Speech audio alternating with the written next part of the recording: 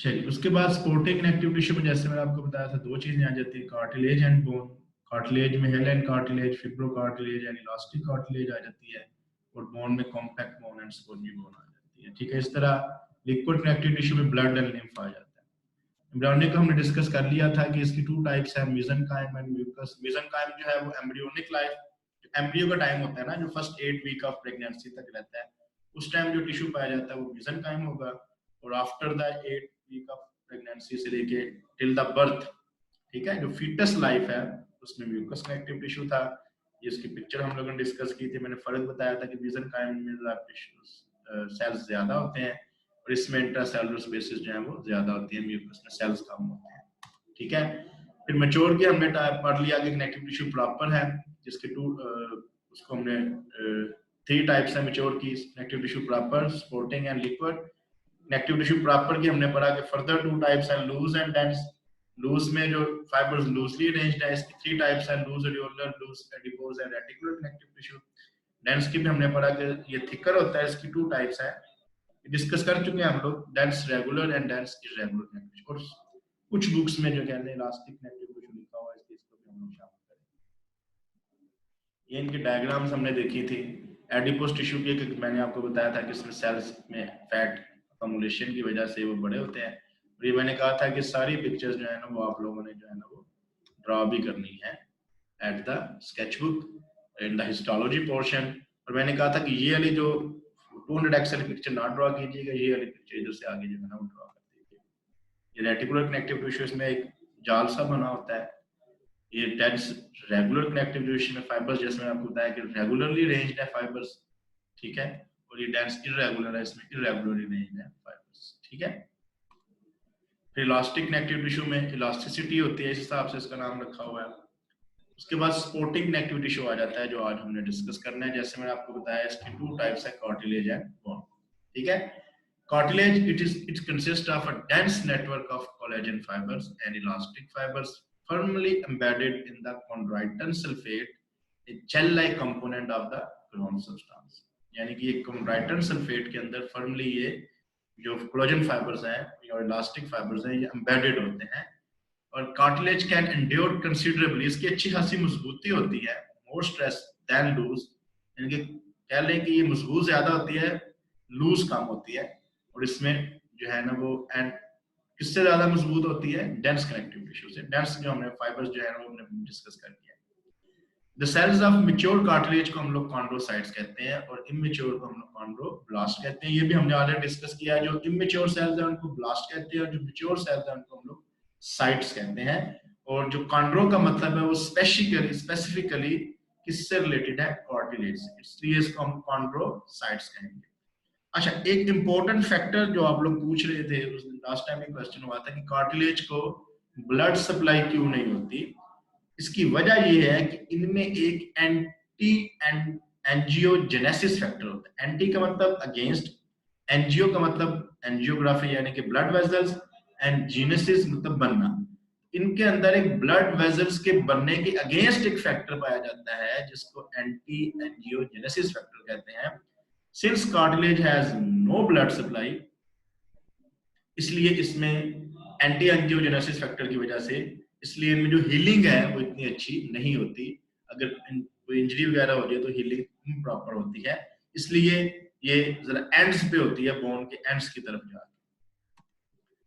Types of cartilage जैसे मैंने आपको बताया 3 होती हैं, hyaline, fibro and elastic cartilage. Hyaline cartilage की लोकेशन की अगर हम बात करें तो hyaline cartilage most abundant cartilage in our body, सबसे ज्यादा होती है। It is found at the ends of the long bones, कोई भी लॉन्ग बोन के एंड पे, जैसे हमारी ये फर्स्ट करें इधर बोन होती है ह्यूमरस, उसका जो एंड होता है अपर एंड और लोअर एंड, इन पे ये हेलाइन कार्टिलेज मौजूद होती है। इसके अलावा ये इंटीरियर एंड ऑफ रिब्स, हमारी पसलियों के इंटीरियर एंड में, हमारी नोज के अंदर, हमारी लेरिंग्स जो हमारे जहाँ पे हम लोग हमारा वॉइस बॉक्स है, हमारा सांस की नाली ट्रेकिया, इवन की bronchi, bronchial tubules, embryonic and fetal skeleton, embryonic and fetal skeleton के अंदर भी ये कार्टिलेज जो है वो मौजूद होती है। और ये आम यानी कि ends of the long bone, points याद रखें, ends of the long bone, ribs के interior end, nose, parts of larynx, trachea, यानी कि पूरे के पूरे कह लो कि वो हमारे रेस्पिरेटरी ट्रैक्ट में, और एम्ब्रियोनिक फीटल स्केलेटन। फंक्शन का क्या काम है? It provides smooth surfaces for movement at joints, joints की सरफेसेस को स्मूथ बनाती है ताकि मूवमेंट आसान हो, as well as flexibility and support, वहां पे फ्लेक्सिबिलिटी भी प्रोवाइड करती है, सपोर्ट भी provide. It is weakest of the three types of cartilage, जो फिब्रो, इलास्टिक और हेलाइन कार्टिलेज है, इन तीनों में सबसे ज्यादा वीक कौन सी है? Hyaline cartilage, and can be fractured, fracture होने के चांस सबसे ज्यादा इसको। ये हेलाइन कार्टिलेज की डायग्राम दिखाई गई है, इसको आप जो है ना वो बस याद कर लें और ड्रॉ कर देना आपको, ठीक है। यहाँ पे इसके अंदर ये न्यूक्लियस है और ये देख सकते हैं कुछ ये बाइन्यूक्लिएटेड भी है, ठीक है। ये सेल है और एक सेल के अंदर ये देखें, ये एक सेल की दूसरे सेल के साथ फ्यूजन हुई है, ठीक है। तो हेलाइन कार्टिलेज जो है ना as compare to other cartilages थोड़ी सी वीक होती है। उसके बाद फिब्रो कार्टिलेज आती है, लोकेशन क्या है? Pubic symphysis. अच्छा, प्यूबिक सिम्फिसिस आपको बताता जाऊंगा, ये वो पॉइंट है यहाँ पे हमारी जो आपको अगर एफएससी लेवल पढ़ा होगा, बोन होती है हिप बोन, ठीक है। अब हिप बोन्स दोनों साइडों पे होती हैं, काफी बड़ी इरेगुलर बोन होती है और ये दोनों बोन्स दरमियान में भी आपस में जुड़ी हुई होती हैं। उस पॉइंट को जहां पे ये दोनों बोन एंटीरियरली आपस में जॉइंट बनाते हैं, इसको प्यूबिक सिम्फिसिस कहते हैं, ठीक है।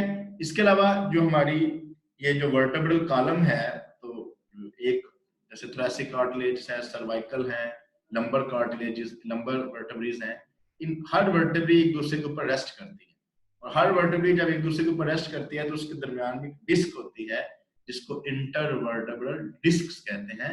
अगर आपको एफएससी में जाहिर है आपने पढ़ा नहीं होगा कोरोना की वजह से, तो एफएससी में अगर जिस लोगों ने सेकंड चैप्टर पढ़ा तो आप लोगों को पता होगा कि वो डिस्क स्लिप भी हो जाती है। तो डिस्क स्लिप जिसके ना मोड़ा खिसक गया है हमारा ये रीढ़ की हड्डी का, ये बेसिकली क्या होता है कि हमारी डिस्क जो होती हैं वो मिसप्लेस अपनी जगह से साइड पे हट जाती हैं ड्यू टू इंजरी और सम अदर फैक्टर्स। इसके अलावा मेनिस्काई, ये कार्टिलेज का एक कह लेके मौजूद है, जो कहाँ पे होती है? हमारी नी के अंदर, हमारी जो नी जॉइंट है हमारा, ये हमारा लेग के दरमियान में होता है नी, यहाँ पर भी कार्टिलेज मौजूद होती है। End portion of the tendons that insert into, और यहाँ पे कुछ टेंडन्स आके मसल लगती है इस नी के ऊपर, यहाँ पर भी ये फिब्रो कार्टिलेज। फंक्शन क्या है? Support and joining structures together, दो स्ट्रक्चर्स को सपोर्ट भी करती है, ज्वाइन भी करती है। जैसे अभी हमने बताया कि जो हमारी दोनों हिप बोन्स को आपस में जोड़ती है, तो वहां पे ज़ाहिर है हमारी पूरी बॉडी का वेट ऊपर की तरफ नीचे तरफ होता है, तो सपोर्ट प्रोवाइड करेगी। With the combination of strength and rigidity, this tissue is the strongest of the three types of, ये सबसे ज्यादा मजबूत होती है, सबसे ज्यादा मजबूत फिब्रो, सबसे ज्यादा कमजोर हेलाइन कार्टिलेज। और ये इसका स्ट्रक्चर है as compare to hyaline cartilage. इसमें आप देख सकते हैं जो सेल का साइज है वो काफी बड़ा होता है, ठीक है। और जो न्यूक्लियस है वो भी काफी एनलार्ज्ड साइज का होता है, ठीक है। सेल्स आपस में जुड़े हुए होते हैं, ये भी यहाँ पे दिखाया गया।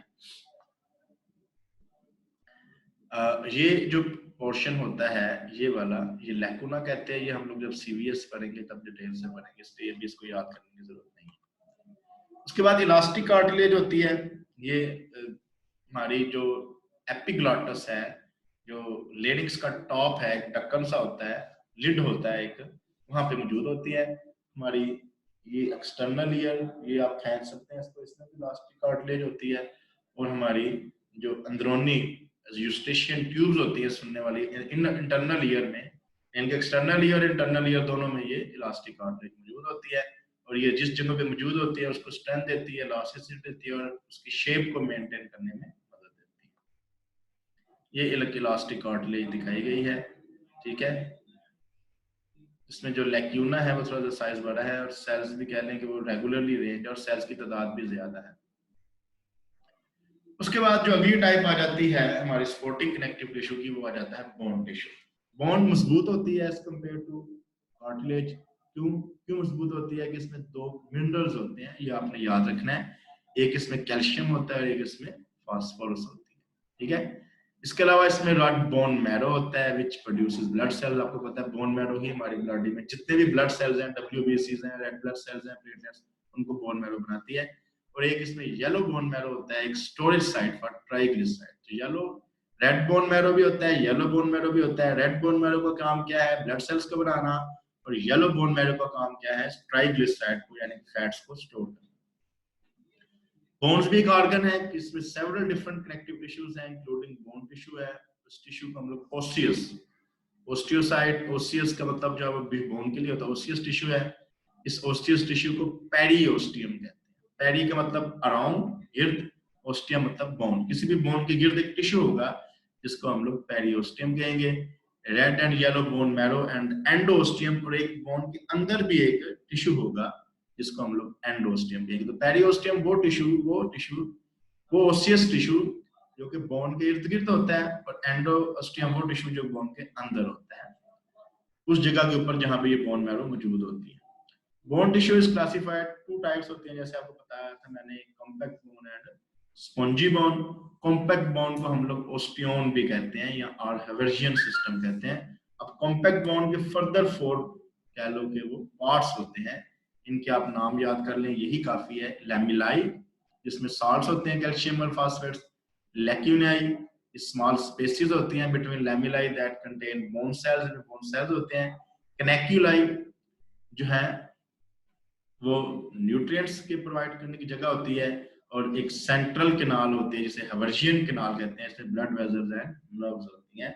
तो ये 4 कह लो के पार्ट्स होते हैं एक कॉम्पैक्ट बोन के, ठीक है।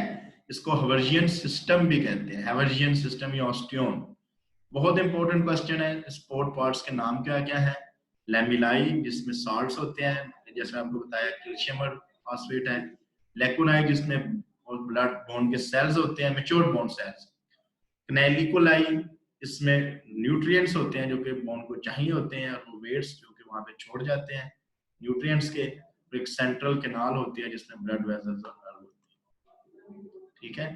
ये यहाँ पे आप देख सकते हैं, ये एक सेंट्रल केनाल है, ठीक है।